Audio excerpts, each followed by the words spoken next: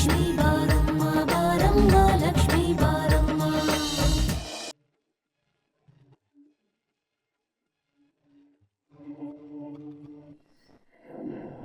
ನನ್ನ ಹೆಸರು ಲಕ್ಷ್ಮಿನೇ ಆಗಿದ್ರು ತಾತಮ್ಮ ನನ್ನ ಪ್ರೀತಿಯಿಂದ ಲಚ್ಚಿ ಲಚ್ಚಿ ಅಂತ ಕರಿತಿದ್ಲು.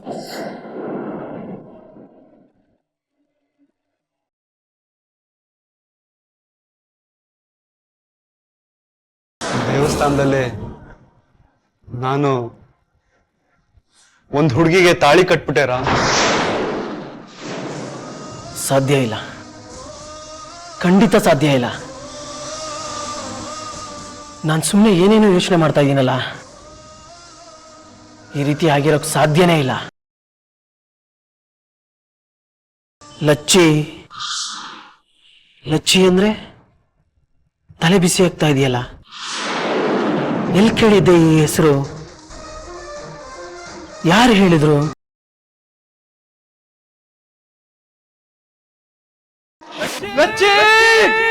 ಈ ಕಂಡಿರೋ ಕನ್ಸಿನ ಬಗ್ಗೆ ಮಾತಾಡಕ್ ಇಷ್ಟ ಇಲ್ಲ ರಾಮ್. ನನಗೆ ಲಚ್ಚಿ ಅಂದ್ರೆ ಯಾರು ಅಂತಾನೆ ಗೊತ್ತಿಲ್ಲ. ಹೇಳಿದ್ನಲ್ಲ ಚಂದನ್, ಗೊತ್ತಿಲ್ಲದೆ ಇರೋ ಹೆಸರು ಕನ್ಸಲ್ಲಿ ಹೇಳೋದಕ್ಕಾಗೋದಿಲ್ಲ. ಅಲ್ಲ, ಏನಾಗಿದೆ ನಿನಗೆ? ಯಾಕೆ ನನ್ನ ಹತ್ರ ಎಲ್ಲ ಸುಳ್ಳು ಹೇಳ್ತಾ ಇದೀಯ ಅಂತ? ಯಾಕಾಗಬಾರ್ದು? ಜೀವನದಲ್ಲಿ ಏನು ಬೇಕಾದರೂ ಆಗಬಹುದು. ಅವಳೇ ಇವಳಾಗಿರ್ಬಹುದು. ಅಮ್ಮ ಮೊದಲನೇ ಸಲ ದೇವಸ್ಥಾನದಲ್ಲಿ ಇರ್ಲಾರ್ದೆ ತಲೆಗೆ ಹುಳ ಬಿಟ್ಕೊಂಡಲ್ಲ.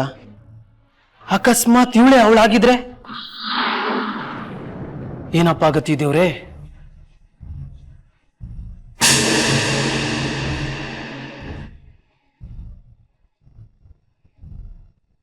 ಚಿಕ್ಕಿ ಅಕ್ಕ, ಚಿಕ್ಕಿ ಅಕ್ಕ, ಏನ್ ಚಿನ್ನು? ತಗೊಳ್ಳಿ ನಿಮ್ ಸೀರೆ. ಥ್ಯಾಂಕ್ ಯು ಚಿನ್ನು.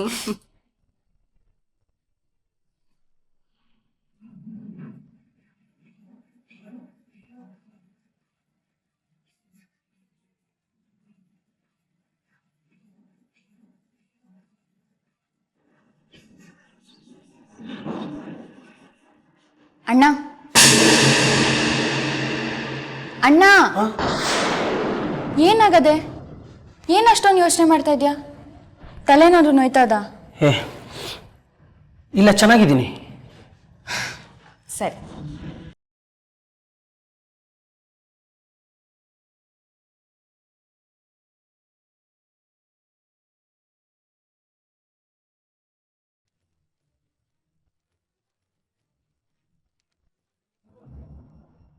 ಚಿನ್ನು, ಏನಣ್ಣ? ನೀನ್ ಬೇಜಾರು ಮಾಡ್ಕೊಳ್ಳೋದಿಲ್ಲ ಅಂದ್ರೆ ಒಂದು ಮಾತು ಕೇಳಲ್ಲ? ಅದಕ್ಕೇನಂತೆ, ಕೇಳು. ನಿನ್ ಗಲ್ಡ ಎಲ್ಲಿದ್ದಾನೆ?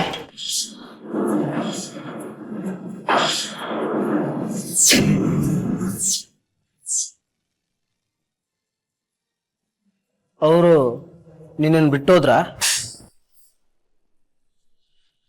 ಹಾ, ಅಲ್ಲ, ಅವ್ರನ್ನೇ ನೀನು ಅರ್ಧ ದಾರಿಲಿ ಏನಾದ್ರು ಬಿಟ್ಟೋದಿಯಾ ಅಂತ. ಅಣ್ಣ, ಅವ್ರ ಬಗ್ಗೆ ಹಂಗೆಲ್ಲ ಅನ್ಬೇಡ. ಅವ್ರು ತುಂಬಾ ಒಳ್ಳೆಯವರು. ಇವತ್ತು ನಾನು ಜೀವ ಸಾಯ್ತಾ ಇದ್ರೆ ಅದಕ್ಕೆ ಅವರೇ ಯಾ ಕಾರಣ. ಚಿನ್ನು, ನಿನ್ ಮದ್ವೆ ಎಲ್ಲಾಯ್ತು? ದೇವಸ್ಥಾನದಾಗೆ. ಯಾವ ದೇವಸ್ಥಾನದಲ್ಲಿ? ಆತ್ಮಲಿಂಗೇಶ್ವರನ್ ದೇವಸ್ಥಾನ.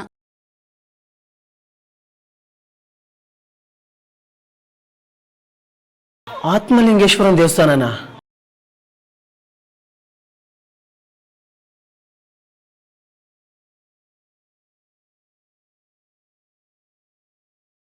ಅಣ್ಣ, ನೀನ್ ಆತ್ಮಲಿಂಗೇಶ್ವರನ್ ದೇವಸ್ಥಾನಕ್ಕೆ ಹೋಗಿದ್ಯಾ?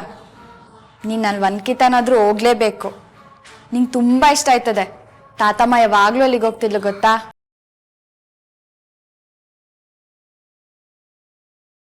ನೀನ್ ಮದ್ವೆಗೆ ಬರಲ್ಲ ಅಂತ ನನಗೆ ಚೆನ್ನಾಗಿ ಗೊತ್ತು ಚಂದ. ಯಾವಾಗ ಅವರು ಮದುವೆ ಆತ್ಮಲಿಂಗೇಶ್ವರನ್ ದೇವಸ್ಥಾನದಲ್ಲಿ ಅಂತ ಹೇಳಿದ್ರು, ಆ ಕ್ಷಣದಿಂದ ನೀನು ಕಂಗಾಲಾಗಿದ್ಯಾ ಅಂತಾನೂ ನನಗೆ ಚೆನ್ನಾಗಿ ಗೊತ್ತು.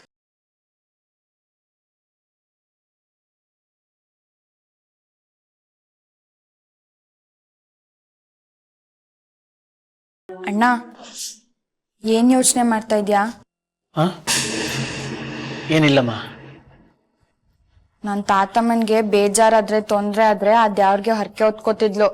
ನಾನು ಅಷ್ಟೇ, ನನ್ನ ಮನ್ಸ್ನಾಗಿರೋದು ಏನಾದ್ರೂ ಆಗ್ಬೇಕಾಗಿದ್ರೆ ಅದ್ಯಾವ್ರಿಗೆ ಹರಕೆ ಹೊತ್ಕೊಳ್ತಿದ್ದೆ.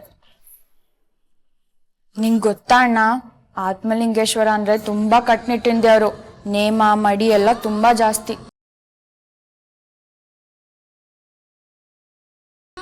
ಸರಿಯಾಗಿ ಹರಕೆನ ಪೂರೈಸಿದ್ರೆ ನಾವ್ ಅನ್ಕೊಂಡಂಗೆ ಆಯ್ತದೆ. ಆ ದೇವಸ್ಥಾನಕ್ಕೆ ಎಷ್ಟ್ ದೂರದಿಂದ ಭಕ್ತರೆಲ್ಲ ಬರ್ತಾರ ಗೊತ್ತಾ?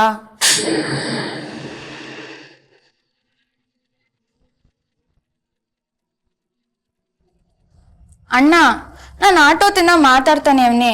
ನೀನ್ ಗುಂಡ್ಕಲ್ ತರ ನಿಂತ್ಕೊಂಡ್ ಬರೀ ಕೇಳಿಸ್ಕೊಳ್ತಿದ್ದೆ ಹೊರ್ತು ಮಾತಾಡ್ತಾನೆ ಇಲ್ಲ.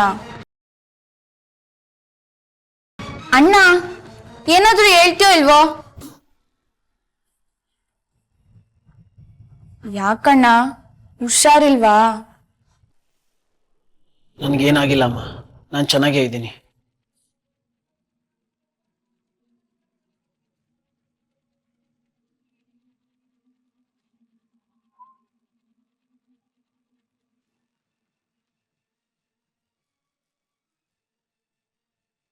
ರಾಮಣ್ಣಂಗೇನಾಯ್ತು?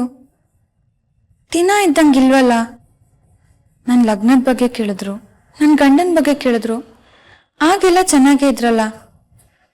ಆತ್ಮಲಿಂಗೇಶ್ವರನ್ ದೇವಸ್ಥಾನದ ಬಗ್ಗೆ ಹೇಳ್ತಿದ್ದಂಗೆ ಮಂಕಾಗ್ಬಿಟ್ರಲ್ಲ. ಏನಾಯ್ತು ರಾಮಣ್ಣನ್ಗೆ? ಯಾರ ಮನ್ಸ್ನಾಗ ಏನಿದ್ಯೋ ಒಂದೂ ಗೊತ್ತಾಗಲ್ಲಪ್ಪ. ಚಂದು, ನಾನು ಓದೋದು ಇಲ್ಲ, ಎಕ್ಸಾಮು ತಗೊಳ್ಳೋದಿಲ್ಲ. ನಾನು ಓದಿ ಏನ್ ಮಾಡ್ಬೇಕಾಗಿದೆ? ಕೆಲ್ಸಕ್ಕೆ ಹೋಗ್ಬೇಕಾ? ಇಲ್ಲ ತಾನೆ? No ways. ನೀನು ಓದಲೇಬೇಕು, ಡಿಗ್ರಿ ತಗೊಳ್ಳೇಬೇಕು. ನನಗೆ ಅನ್ಎಜುಕೇಟೆಡ್ ಹೆಂಡತಿ ಬೇಡ. ಡಿಗ್ರಿ ಓದಿಲ್ದೇ ಇರೋ ಹುಡುಗಿನ ನಾನೇನಾದ್ರು ಮದುವೆ ಆದ್ರೆ ನನ್ನ ಫ್ರೆಂಡ್ಸ್ ಎಲ್ಲ ಏನ್ ರೇಕ್ಸ್ ಎಲ್ಲ ಹೇಳು? ಯಾರೇನ್ ಅನ್ಕೊಂಡ್ರೆ ನನಗೇನಾಗ್ಬೇಕಾಗಿದೆ? ಅದಕ್ಕೆಲ್ಲ ಐ ಡೋಂಟ್ ಕೇರ್. ಇವಾಗ ನಾನು ನಿನ್ನ ನೋಡ್ಬೇಕು, ಚಿನ್ನನು ನೋಡ್ಬೇಕು. ನೀವಿಬ್ರು ಜೊತೆ ಕುತ್ಕೊಂಡು ಗಂಟು ಗಟ್ಲೆ ಮಾತಾಡ್ಬೇಕು. ನಾನು ಇವಾಗ್ಲೇ ನಿಮ್ಮ ಮನೆಗೆ ಬರ್ತಾ ಇದೀನಿ ಅಷ್ಟೇ. ಶ್ರುತಿ, ಸುಮ್ನೆ ಹಠ ಮಾಡಬಾರ್ದು. ಈಗಾಗ್ಲೇ 1 ಗಂಟೆಲಿ 3ನೇ ಸರಿ ನೀನ್ ಕಾಲ್ ಮಾಡ್ತಿರೋದು. ಫೋನ್ನ ಸ್ವಿಚ್ ಆಫ್ ಮಾಡಿ ಓದ್ಕೋ. ನಾನು ಚಿನ್ನು ಇಲ್ಲೇ ಇರ್ತೀವಿ, ಸಿಗ್ತೀವಿ, ಮಾತಾಡೋದು ಇದ್ದೇ ಇರುತ್ತೆ. ಈಗ ನೀ ಸುಮ್ನೆ ಓದ್ಕೋ. ಓದ್ಕೋ ಓದ್ಕೋ ಓದ್ಕೋ, ಯಾರನ್ ಕೇಳಿದ್ರು ಅದೇ ಮಾತು. ಚಿನ್ನು ಹತ್ರ ಮಾತಾಡೋಣ ಅಂತ ಫೋನ್ ಮಾಡಿದ್ರೆ ಓದ್ಕೋ ಅಕ್ಕ ಅಂತಾಳೆ. ನಮ್ಮ ಅಪ್ಪ ಅಮ್ಮ ಓದ್ಕೋ ಗೊಂಬೆ ಅಂತಾರೆ. ನಿನಗ್ ಫೋನ್ ಮಾಡಿದ್ರೆ ನೀನು ಓದ್ಕೋ ಅಂತ್ಯ. ಯಾರಿಗೂ ನನ್ ಕಷ್ಟನೇ ಅರ್ಥ ಆಗಲ್ಲ. ಹೋಗೋ, ನಾನು ಯಾರ ಹತ್ರನೂ ಮಾತಾಡಲ್ಲ, ಓದ್ಕೊಳ್ಳೋದು ಇಲ್ಲ.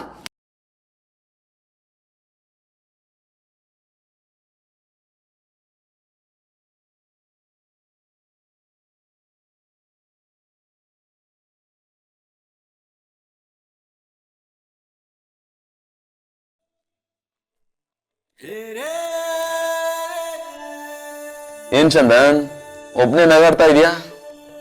ಮುಂದೆ ಮದುವೆ ಆಗೋ ಹುಡುಗ ಹಗಲು ಕನ್ಸ್ ಕಾಣ್ತಾ ಇದೀಯಾ? ಸಿದ್ದು, ಹಗ್ಲಿಗನ್ಸ್ ಕಾಣ್ತಿರ ನಾನಲ್ಲ, ನಾನು ಪ್ರೀತಿಸ್ತಿರೋ ಹುಡುಗಿ. ಅವಳಿಗೆ ಓದಕ್ಕೂ ಇಷ್ಟ ಇಲ್ವಂತೆ, ಎಕ್ಸಾಮ್ ಬರೆಯೋಕ್ಕೂ ಇಷ್ಟ ಇಲ್ವಂತೆ. ಈಗಿಂದೀಗ್ಲೇ ಇಲ್ಲಿಗೆ ಬಂದು ನನ್ನ ಮೀಟ್ ಮಾಡ್ಬೇಕಂತೆ. ಏನು ಹೇಳಬೇಕು ಅಂತ ನನಗೂ ಸರಿಯಾಗಿ ಗೊತ್ತಾಗ್ಲಿಲ್ಲ. ಎಕ್ಸಾಮ್ ಮುಗಿತಿದ್ದಂಗೆ ತಕ್ಷಣ ಸಿಗೋಣ ಅಂತ ಹೇಳ್ದೆ. ಕೋಪ ಮಾಡ್ಕೊಂಡು ಫೋನ್ ಇಟ್ಬಿಟ್ಲು. ನಿಜ ಹೇಳ, ಈಗ್ಲೇ ನೀನ್ ಹುಡುಗಿನ ನೋಡ್ಬೇಕು ಅಂತ ಅನಿಸ್ತಿಲ್ವಾ? ಪ್ರೇಮಿಗಳ ಕಷ್ಟ ನಿನ್ಗೇನು ಗೊತ್ತಾಗ್ಬೇಕು ಸಿದ್ದು? ನೀನು ನಂತರ ಯಾರನ್ನಾದ್ರೂ ಪ್ರೀತಿಸಿದ್ರೆ ನಿನಗೂ ಅರ್ಥ ಆಗ್ತಿತ್ತು. ಸಿದ್ದು, ನಿಂಗೆ ಅವಾಗಲೇ ಒಂದು ಕ್ವಶನ್ ಕೇಳಿದೆ, ಆದರೆ ನೀನು ಏನೇನೋ ಆನ್ಸರ್ ಹೇಳಿ ಮರೆಸ್ಬಿಟ್ಟೆ. ನೀನ್ ಏನ್ ಕೇಳಿದೆ, ನಾನು ಏನ್ ಹೇಳಿದೆ ಅಂತ ನನಗೊಂದು ಗೊತ್ತಿಲ್ಲ. ಸಿದ್ದು, ಇದುವರೆಗೂ ಯಾರನ್ನಾದ್ರೂ ಪ್ರೀತಿಸಿದ್ಯಾ? ನಿನ್ನ ಜೀವನದಲ್ಲಿ ಯಾವ ಹುಡುಗಿನೂ ಬಂದಿಲ್ವಾ? ಅಥವಾ ಬೇರೆ ದೇಶದ ಹುಡುಗಿಗೆ ಏನಾದ್ರು ಸ್ಕೆಚ್ ಆಗ್ತಿದ್ಯಾ ಮದುವೆ ಆಗಕ್ಕೆ? ನಿಜ ಹೇಳ ಚಂದು, ನನ್ನ ಜೀವನದಲ್ಲಿ ಯಾವ ಹುಡುಗಿನೂ ಬಂದಿಲ್ಲ. ಅದು ಯಾಕಂತಾನೂ ಗೊತ್ತಿಲ್ಲ. ಆಶ್ಚರ್ಯ ಆಗ್ತಿದೆ ಸಿದ್ದು. ಅಲ್ಲ, ನಿನಗೇನೋ ಕಡಿಮೆ ಆಗಿದೆ. ನಿನ್ನಂತ ಸುಂದರ ಶ್ರೀಮಂತ ಹುಡುಗಂಗೆ ಒಂದು ಹುಡುಗಿ ಸಿಕ್ತಿಲ್ಲ ಅಂದ್ರೆ ನನಗಂತೂ ನಂಬಕ್ಕಾಗ್ತಿಲ್ಲ. ಹುಡುಗಿರ್ ಫ್ರೆಂಡ್ಸ್ ಇಲ್ಲ ಅಂತ ಹೇಳಿದ್ರೆ ಸುಳ್ಳು ಹೇಳ್ದಂಗೆ ಆಗುತ್ತೆ. ನನಗೆ ತುಂಬಾ ಜನ ಹುಡುಗಿರ್ ಫ್ರೆಂಡ್ಸ್ ಇದ್ರು, ಈಗಲೂ ಇದ್ದಾರೆ. ಆದ್ರೆ ಆ 100 ಜನ ಹುಡುಗಿರಲ್ಲಿ ಯಾರನ್ನೂ ಪ್ರೀತಿಸ್ಬೇಕು ಅಂತ ಅನಿಸ್ಲಿಲ್ಲ. ದಿಸ್ ಇಸ್ ಸಮಥಿಂಗ್ ಡಿಫ್ರೆಂಟ್ ಯಾರ್. ಪ್ರೀತಿಸ್ಲೇಬೇಕು ಅಂತ ಹುಡುಕಿದ್ರೆ ಯಾವುದೋ ಒಂದು ಹುಡುಗಿ ಸಿಗ್ತಿಲ್ಲೇನೋ. ಬಟ್ ನಾನು ಜೀವನ ಸಂಗತಿನ ಹುಡುಕ್ತಾ ಇಲ್ಲ, ಆತ್ಮ ಸಂಗತಿನ ಹುಡುಕ್ತಾ ಇದ್ದೀನಿ. ಸಿಗ್ತಾಳೆ, ಖಂಡಿತ ಸಿಗ್ತಾಳೆ.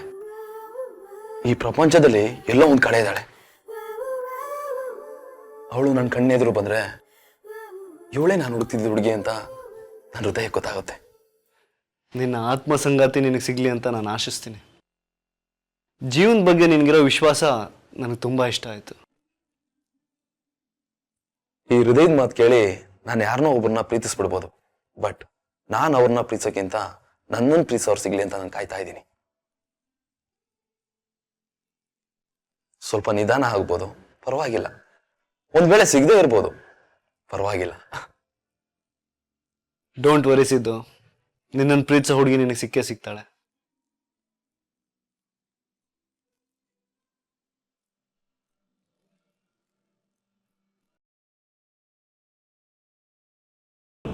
ಇದ್ಯಾವ್ದ್ರ ತಳ ಬುಡ ಅರ್ಥನೇ ಆಗ್ತಾ ಇಲ್ವಲ್ಲಪ್ಪ ದೇವ್ರೆ. ಚಂದನ್ ನನ್ನ ಹತ್ರ ಬಾಯ್ ಬಿಟ್ಟು ಹೇಳಿದ್ದ, ಆತ್ಮಲಿಂಗೇಶ್ವರ ದೇವಸ್ಥಾನದಲ್ಲಿ ಲಚ್ಚಿ ಅನ್ನೋ ಹುಡುಗಿಗೆ ತಾಳಿ ಕಡ್ದೆ ಅಂತ. ಈ ಹುಡುಗಿ ಅದೇ ದೇವಸ್ಥಾನದಲ್ಲೇ ಮದುವೆ ಆದೆ ಅಂತ ಹೇಳ್ತಿದ್ದಾಳೆ. ಅದು ಹೇಗೆ ಸಾಧ್ಯ? ಅದೇನೋ ಹೇಳ್ತಾರಲ್ಲ, ಕಾಗೆ ಬಂದು ಕೂರೋದಕ್ಕೂ ಕೊಂಬೆ ಮುರಿದು ಹೋಗೋದಕ್ಕೂ ಸರಿ ಹೋಯ್ತು ಅಂತ. ಈ ಕಥೆನೂ ಅದೇ ರೀತಿ ಆಗ್ತಾ ಇದೆಯಾ? ಸಾಧ್ಯನೇ ಇಲ್ಲ. ಲಚ್ಚಿ ಹೇಳ್ತಿದ್ಲು, ನಾನು ಬಾವನ್ ನೋಡ್ಬೇಕು ಅಂತ. ನೋಡಿದ್ಮೇಲೆ ಒಬ್ರಿಗೊಬ್ರು ಗೊತ್ತಾಗಿರ್ಲೇಬೇಕಲ್ವಾ? ಅಥವಾ ಗೊತ್ತಿದ್ರು ಒಬ್ರಿಗೊಬ್ರು ನಾಟಕ ಏನಾದ್ರು ಆಡ್ತಿದ್ದಾರಾ? ನನ್ನ ತಲೆ ಗಿರ್ಗಿಟ್ಲೆ ತರ ಸುತ್ತಾ ಇದೆಯಲ್ಲಪ್ಪ ದೇವ್ರೆ. ಲಚ್ಚಿಗೂ ಚಂದನ್ಗೂ ನಾನೇ ನೇರವಾಗಿ ಖುದ್ದಾಗಿ ಕೇಳಿದ್ರೆ